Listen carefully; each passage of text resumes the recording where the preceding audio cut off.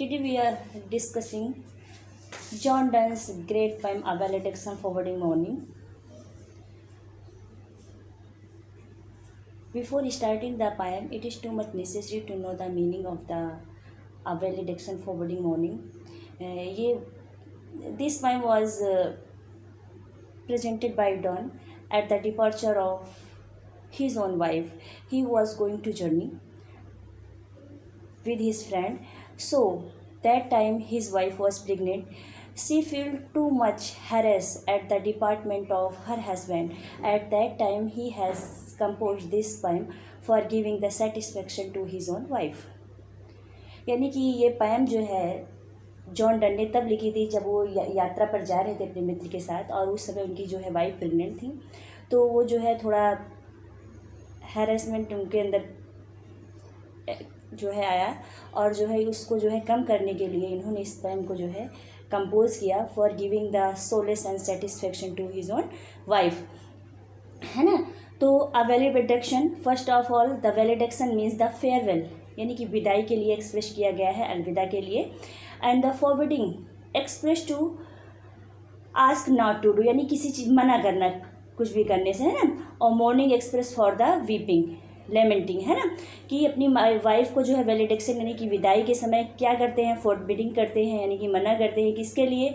Morning के लिए, रोने के लिए, है ना। And now we come to the stanza of the poem. As various man pass merrily away, and worshippers to their souls to go, while some of their sad friends does say, the breeze goes now, and some say no. In this line, the poet expresses that as virtuous man, here the meaning of the virtuous man, a man of superior or the philosophic nature, यानी कि श्रेष्ठ व्यक्ति, महान व्यक्ति, यानी कि श्रेष्ठ प्रकृति वाले व्यक्ति, मनुष्य। और क्या करते हैं जब वो जाते हैं, यानी कि at the time of departure, यानी कि जब उनका जो है अलगाव होता है, तो क्या करते हैं, पास माइल्डली अवे, कैसे जाते हैं, बिना रोए, है ना। और यहाँ पे एक तरह से हिडन मीनिंग है यहाँ पे डिपार्चिंग, और एक तरह मरने के लिए भी एक्सप्रेस किया गया है कि यानी कि अगर वर्चुअस मैन मरते हैं तो जो है वो कैसे पास होते हैं, माइल्डली अवे, यानी कि without making a noise for death is inevitable. बोलते हैं कि मृत्यु जो है सभी को आती है, इसलिए उसके लिए दुख नहीं प्रकट करते हैं, और बल्कि क्या करते हैं, हंसते हुए उसे स्वीकार करते हैं। आगे बोल रहे हैं and whisper to their souls, और विस्पर मीन्स यानी फुसफुसाना, धीरे से बोलना, है ना। अपने माइंड को प्रिपेयर करते हैं, ठीक है, और धीरे से कहते हैं, क्या करते हैं, अपनी सोल को, to their soul to go, अपनी आत्मा को कहते हैं कि अब हमें चलना चाहिए। टू गो यानी कि टू डाई, मरने के लिए कहते हैं कि अब हमें यहाँ से चलना चाहिए। कहने का मतलब यही है कि जो यहाँ पे पॉइंट रिगार्ड कर रहा है, death were fair and therefore he asked his beloved not to weep for the death, है ना। Death too is a part of life. He reminds her that man of superior of philosophic nature die without making a noise for death. Death is inevitable, यानी कि सभी को मरना है, और जो महान व्यक्ति होते हैं वो बिना दुख प्रकट किए जो है मरने के लिए तैयार कर रहते हैं। श्रेष्ठ प्रकृति के मनुष्य मरते समय रोते नहीं हैं, है ना। और आगे बोल रहे हैं while some of their sad friends do say, यानी कि कुछ उसके जो दुखी फ्रेंड्स रहते हैं, मित्र रहते हैं, क्या करते हैं, वो क्या कहते हैं, यानी कि कहने का मतलब यहाँ पे संसारिक लोगों के लिए, people of the worldly nature, यानी जो संसारिक स्वभाव वाले व्यक्ति होते हैं, वो कहते हैं, क्या कहते हैं, breath goes now and some say no, कुछ कहते हैं कि उसे अभी मरना नहीं चाहिए था, और कुछ कहते हैं उसे अभी और जीना चाहिए था, है ना। गोज नाउ कुछ कहते हैं, यानी कि कहने का मतलब कुछ लोग कहते हैं कि उसे इस समय मरना नहीं चाहिए था, और कुछ लोग कहते हैं इसे बिल्कुल ही मरना नहीं चाहिए था, है ना। तो कहने का मतलब यही है, people of the worldly nature don't know that death is inevitable and requested them not to die as if it were in humans hands to die or remains alive. यानी कि कहने का मतलब वो वर्ल्डली व्यक्ति, सांसारिक लोग जो है मृत्यु को अटल नहीं मानते हो। जैसे लगता है कि इस प्रकार रोते हैं जैसे मनुष्य के हाथ में हो मरना जीना, इस तरह यानी कि वो लोग अपने दुख को एक्सप्रेस करते हैं। एंड इन नेक्स्ट सेक्शन जा, so let us melt and make no noise. और कह रहे हैं कि इस तरह हम लोगों को एक दूसरे से अलग होना चाहिए, ठीक है, अलग हो जाना चाहिए। मेल्ट इसके लिए एक्सप्रेस किया गया है ना, कि we should die in a superior manner. यानी कि यहाँ पे डाई के लिए एक्सप्रेस किया गया, लेकिन एक्सप्रेस उनके डिपार्चरिंग के लिए किया गया है कि एक दूसरे से अलग हो जाना चाहिए। एंड मेक नो नॉइज़, और जो है किसी भी तरह का शब्द हो नहीं करना चाहिए, यानी कि रोना या वीपिंग करना या लेमेंटिंग करना, इस तरह नहीं करना चाहिए, है ना। No tear floods nor high tempests move, और टेम्पलेट्स भी नहीं मूव। टेम्पेस्ट यहाँ पे जो है एक्सप्रेस फॉर द स्टॉर्म के लिए किया गया है, और फ्लड फॉर द बाढ़ के लिए, है ना। क्या कह रहा है, flowing of water, excess of water, है ना। तो कह रहा है कि मेक नो नॉइज, यानी कि हमें there is no need to weep, रोने की कोई आवश्यकता नहीं है। और ना ही बोल रहा है it is vain to weep or sigh or display emotions, यानी कि रोना व्यर्थ है। ना ही हम रोकर बाढ़ लाएंगे और ना ही तूफान लाएंगे आहों के द्वारा। साई आह के लिए एक्सप्रेस किया गया है ना। हाँ, it were profanation of our joys, और ऐसा करना क्या होगा, what the word profanation express for insulting, है ना। इंसल्टिंग यानी कि उसका जो है आप एक तरह से मजाक उड़ाना होगा, या presentation of great feeling of true love, है ना। वल्गर, है ना, vulgar presentation of a great feeling of true love, यानी कि निम्न प्रकार से जो है अपने प्रेम की प्रस्तुति होगी। अगर हम इस तरह करेंगे कि क्या करेंगे, रो के बाढ़ लाएंगे और आहें भरकर तूफान लाएंगे, किस समय पर, एक दूसरे से अलग होते समय, है ना।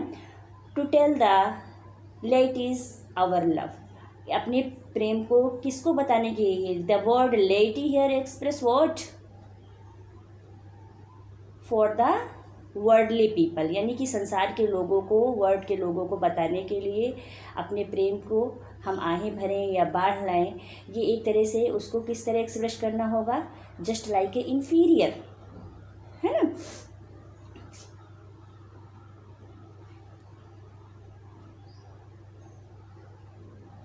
अब now come to the next section है, यानी कहने का मतलब ये है कि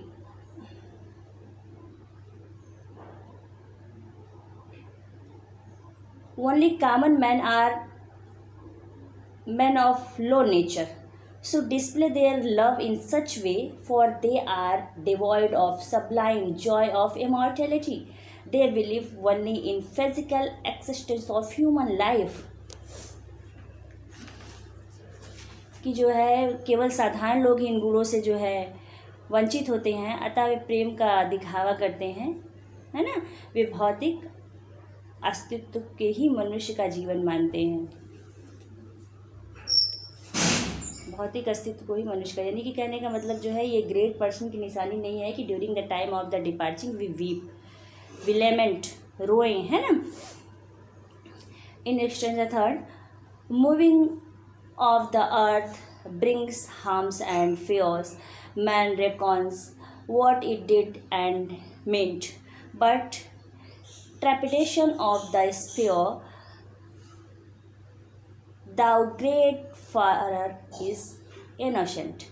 कहने का मतलब मूविंग ऑफ द अर्थ, यानी कि here the express for the earthquake, है ना, भूकंप के लिए एक्सप्रेस किया गया है। और ब्रिंग हार्म्स यानी कि काजेज डिस्ट्रक्शन, यानी कि विनाश का कारण बनता है। और बोल रहा है fears express to the peoples afraid of it, मनुष्य जो है इससे डरने लगते हैं, किससे, भूकंप से। और क्या करते हैं, man reckon what it did, और reckon here express for the counting, आदमी गणना करना लगता है, पीपल कैलकुलेट करने लगते हैं, क्या करने लगते हैं, कैलकुलेट वॉट इट डिड, यानी कि कहने का मतलब how much destruction has been done, यानी कि कितना विनाश हुआ, किसके कारण, अर्थक्वेक के द्वारा, भूकंप के द्वारा, है ना।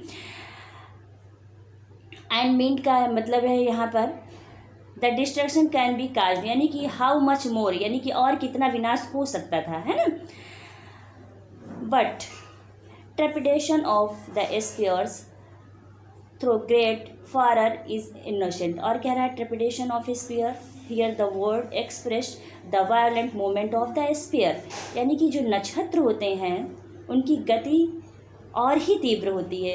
किससे तीव्र होती है? रेदर देन अर्थक्वेक, भूकंप की अपेक्षा, है ना। और ग्रेटर फररी की जो है लॉन्ग डिस्टेंस पे भी हैं, और यहाँ पे फारर इसके लिए भी एक्सप्रेस किया है, दे आर ग्रेट न अर्थक्वेक, यानी कि अर्थक्वेक से बहुत बड़े होते हैं, यानी कि वो ज़्यादा भी डिस्ट्रक्शन ला सकते हैं, लेकिन फिर भी क्या होते हैं? They are just like a innocent, innocent means harmless, वो इतना डिस्ट्रक्शन नहीं लाते हैं। कहने का मतलब their love is not a common love, but their love is a great love, है ना, कि their love is not just like a love of earthquake जो डिस्ट्रक्शन लाए, है ना, मीननेस, और जो है बल्कि just like a sphere, trepidation of the sphere, बल्कि क्या उनको, यानी कि उनका प्रेम ग्रेट है, महान है, महान होते हुए भी वो कैसा है? जस्ट लाइक अ इनोसेंट, एकदम ही मासूम। और आगे बोल रहे हैं द ग्रेट, हाँ हो चुका है ना। Now come to the next stanza.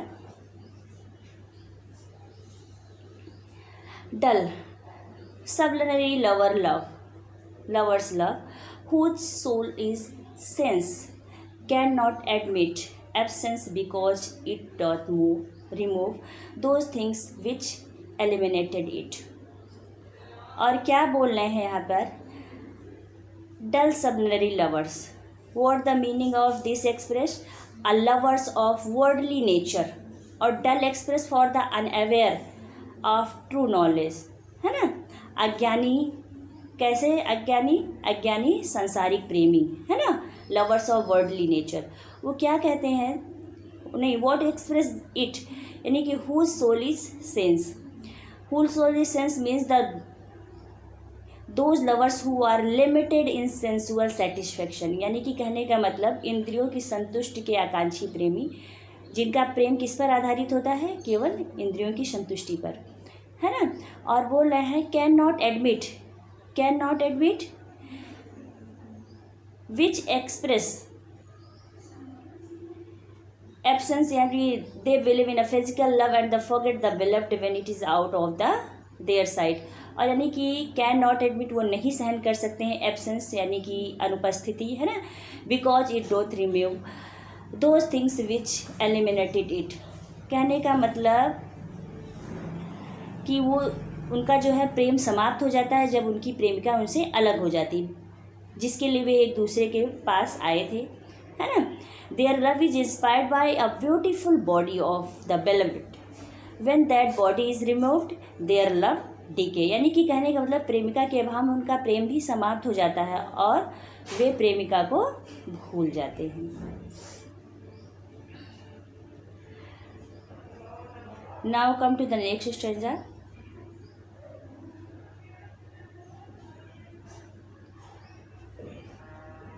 But we by a love so much refined that ourselves know not what it is, enter assured of the mind, careless eyes, lips and hands to miss। Here in this line the poet express but we by a love, कहने का मतलब यहाँ पे the poet claims that their love is sublime, उनका प्यार कैसा है? क्या कवि दावा कर रहा है? कह रहा है कि उसका प्रेम जो है उच्च स्तर का है ना। But we by a love so much refined, एकदम प्योर रिफाइंड है ना, उच्च स्तर का है। और क्या कह रहा है? सो मच रिफाइंड, यानी कि बहुत जो है, यानी कि कहने का मतलब it has purified then of physical existence, यानी कि उसका प्रेम जो है शारीरिक स्तर से ऊंचा है। और क्या कह रहा है? That ourselves know not what it is, कहने का मतलब it is impossible for them to explain it to other for it beyond description, यानी कि कहने का मतलब अपने प्रेम की व्याख्या जो है वो नहीं कर सकता, ये असंभव चीज़ है ना, कि कितना उसका प्रेम उत्कृष्ट है। और बोल रहा है इंटरेस्यूड ऑफ द माइंड, कि यह एक एहसास है जिसे वो महसूस किया जा कर रहा है ना, केवल just like a feeling, it may only be felt in mind, केवल ये उसके दिमाग में इसे महसूस कर सकता है किसी अपने प्रेम को, है ना। और careless eyes lips and the hands to miss, और ये सब चीज़ें उसके लिए महत्व नहीं रखती हैं। क्या? It needed no physical senses to know it, just like a eyes lips hands, है ना। कहने का मतलब शारीरिक इंद्रियों की उसकी आवश्यकता नहीं है। नेक्स्ट क्वेश्चन जा, our two souls therefore which are one, thou I must go, endure not it, a breach but an expansion, like a gold to airy thinness beat. Here the writer has given a far-fetched comparison. क्या कह रहा है? कह रहा है our two souls therefore which are one, हमारी दो आत्माएं वास्तव में क्या हैं? एक हैं, है ना। in love their souls are united, दोनों आत्मा एक हो गई हैं प्रेम में। और कह रहा है thou I must go, endure, I must go कहने का मतलब to know only he must die, यानी कि कहने का अगर वो वहाँ से चला भी जाएगा, है ना, I must go, endure not it। और बोल रहा है endure कहने का मतलब टॉलरेट, सहन कर पाएगा, है ना। not at a breach, और क्या होगा? breach मीन्स यानी कि would not break their love, है ना। अगर वो यहाँ से चला जाएगा तब भी उसका प्रेम टूटेगा नहीं, है ना। इंड्योर सहन करेगा, नॉट एट अ ब्रीच टूटेगा नहीं, but an expansion, what the word expansion express, it would give a wider sphere to their love, यानी कि उसके प्रेम में व्यापक क्षेत्र प्राप्त होगा, यानी कि बल्कि बढ़ेगा उसका प्रेम, है ना। और what a best example he has given here, like a gold to airy thinness beat, किसकी तरह बढ़ेगा?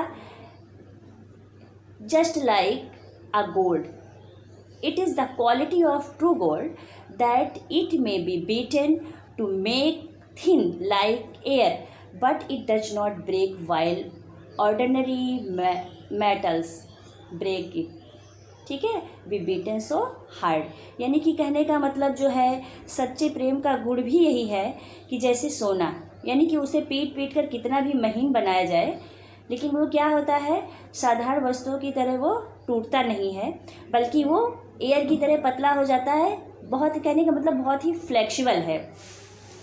Just like a gold what their love. फिर इन नेक्स्ट सेक्शन जा ही express, if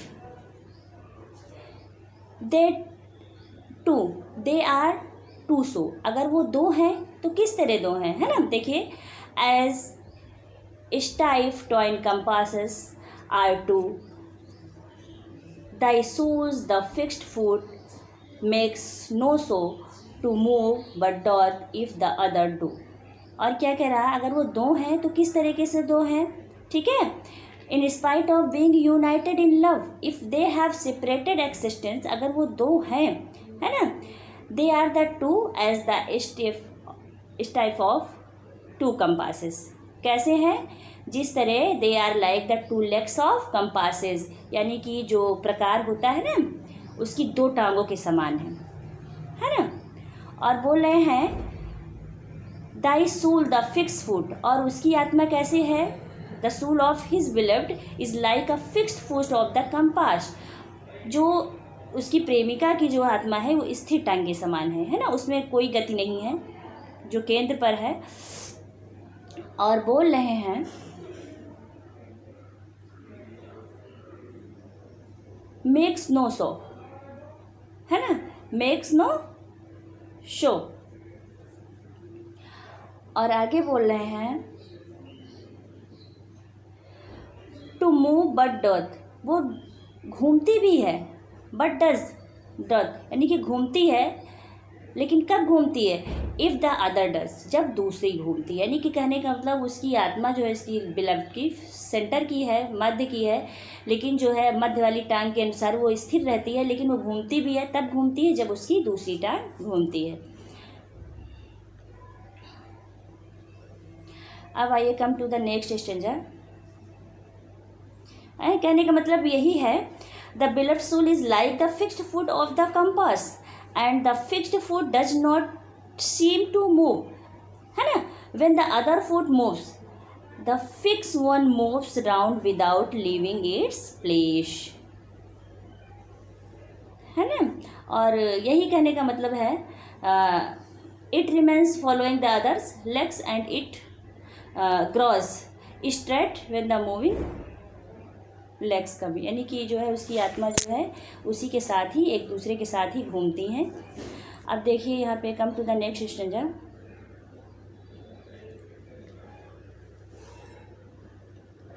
and though it in the centre sit yet when the other far doth roam it leans and hearkens after it and grows erect as it comes home. और बोल रहा है, क्या बोल रहा है, and though it in the centre sit, वो centre में ही रहती है ना। Fixed foot remains constant in the centre, यानी कि सेंटर में ही स्थिर रहती है। और क्या कह रहा है आगे, yet when the other far doth roam, और दूसरी क्या करती है, दूसरी क्या करती है, यानी कि दूसरी करती है कि जो है या दूसरी टांग की आवश्यकता के अनुसार झुकती जाती है ना, झुकती चली जाती है ना। It bends to the side of the other leg that is moving, यानी कि जो मूविंग कर रही है उसी की तरफ वो झुकती चली जाती है। और आगे बोल रहा है, झुकने के साथ साथ ही ये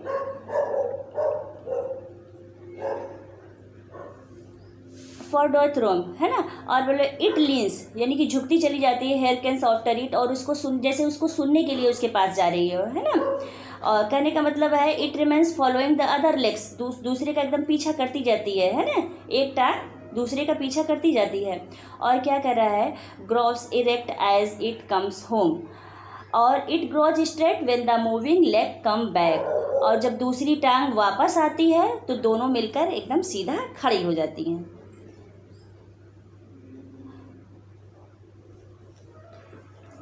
है ना, यही ना कि देखिए the point explains that the fixed foot remains constant, यानी कि ये सेंटर पे रहता है in the centre, and it bends to the side of the other legs that is moving, यानी कि जो सेंटर वाली रहती है वो दूसरी जो मूविंग वाली होती है उसकी तरफ हल्का सा झुक जाती है ना। और आगे बोल रहा है it remains following the others legs and it grows straight when the moving legs come back, और जो है जब वापस आती है उसके पास तो दोनों साथ मिलकर खड़ी हो जाती है यहाँ पे, है ना। इट कम्स होम, जब उसके पास आती है, और जो है इरेक्ट मीन्स सीधे खड़ा हो जाना, है ना। In next stanza 9, such wilt thou be to me who must like the other foot obliquely run, the firmness make my circle just and makes me end where I begin। यहाँ पे these lines are full of inspiration. क्या बता रहा है आपका कवि, कह रहा है सच वर्ड दाउ,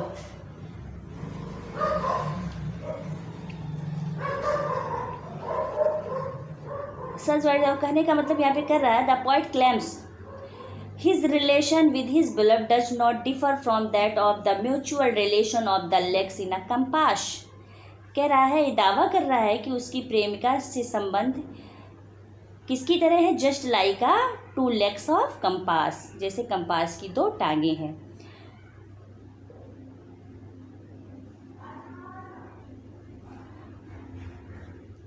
और कह रहा who must like the other foot, और वो क्या है, घूमने वाली, प्रकार की घूमने वाली टांग के समान है ना, अदर फुट वही है ना। और बोल रहा obliquely here express, obliquely runs mean the moving legs runs slightly, है ना, इन ए स्लैंटिंग मैनर, यानी कि ऐसे घूमना, घूमने वाली टांग का थोड़ा झुक कर, यानी कि तिरछे तिरछे, है ना, दूसरी टांग तिरछे तिरछे चलती है ना, उसी तरह, उसी के लिए एक्सप्रेस किया गया है। लाइक द अदर फुट ऑब्लिक्वली, तिरछे यानी कि ऑब्लिक्वली रन्स करती है।